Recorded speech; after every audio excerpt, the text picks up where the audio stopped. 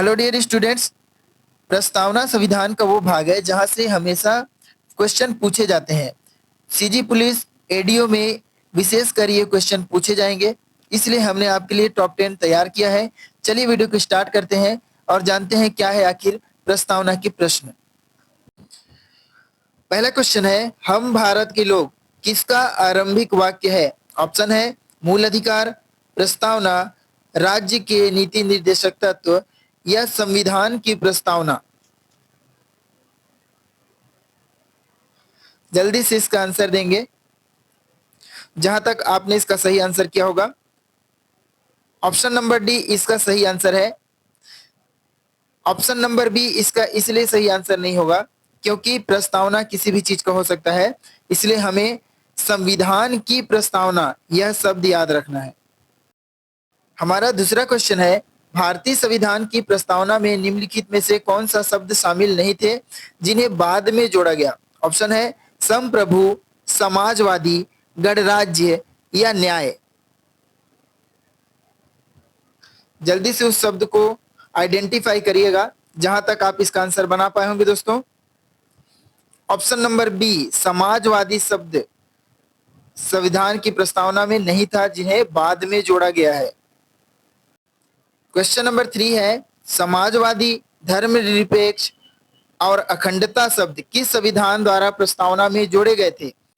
Option है 44वां संशोधन, 42वां संशोधन, 52वां संशोधन या 86वां संशोधन। बनाने का प्रयास करेंगे दोस्तों। महत्वपूर्ण क्वेश्चन है, बार बार ये पूछा गया है सीजी व्यापम सीजीपीएससी की परीक्षाओं में। तो इसका सही आंसर है ऑप्शन नंबर बी 42वां संविधान।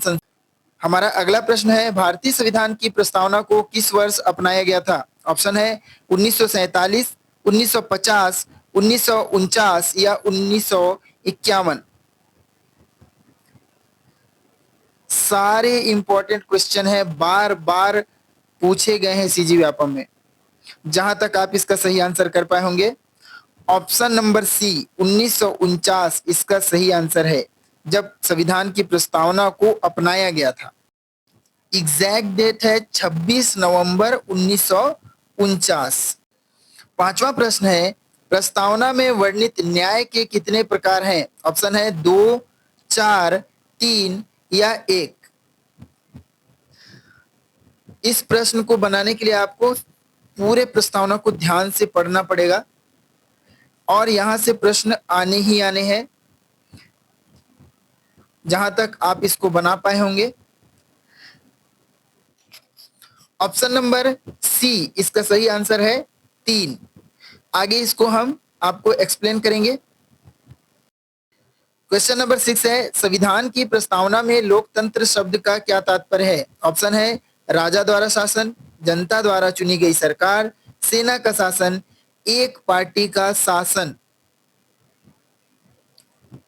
तो बिना ऑप्शन के भी आप इसे बना सकते हैं। इसका सही आंसर है दोस्तों ऑप्शन नंबर बी, जनता के द्वारा चुनी गई सरकार, जो कि होती है, हम अपने एमपी, एमएलए आदि को इलेक्ट करते हैं। क्वेश्चन नंबर 7 है, निम्न में से कौन सा शब्द संविधान की प्रस्तावना में है? ऑप्शन है फेडरल, संप्रभु, साम्यवादी, पूंजीवादी। मैंने आपको बताया, आपको पूरी प्रस्तावना को ध्यान से शब्दशः याद कर लेना है, यहां से प्रश्न आपके आते ही हैं। दोस्तों, अगर अभी तक आपने हमारे चैनल को सब्सक्राइब नहीं किया है तो सब्सक्राइब कर लीजिएगा। हम आपको गाइड करेंगे कि किस तरह से आपको इन परीक्षाओं में पास होना है।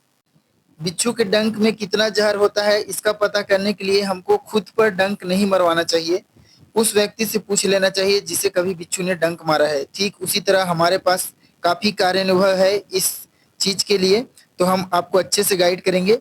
हमारे चैनल के साथ बने रहिएगा। तो इसका सही आंसर है ऑप्शन नंबर बी, संप्रभु। क्वेश्चन नंबर 8 है, भारतीय संविधान की प्रस्तावना को क्या माना जाता है? ऑप्शन है कानून, नीति, आत्मा या आदेश।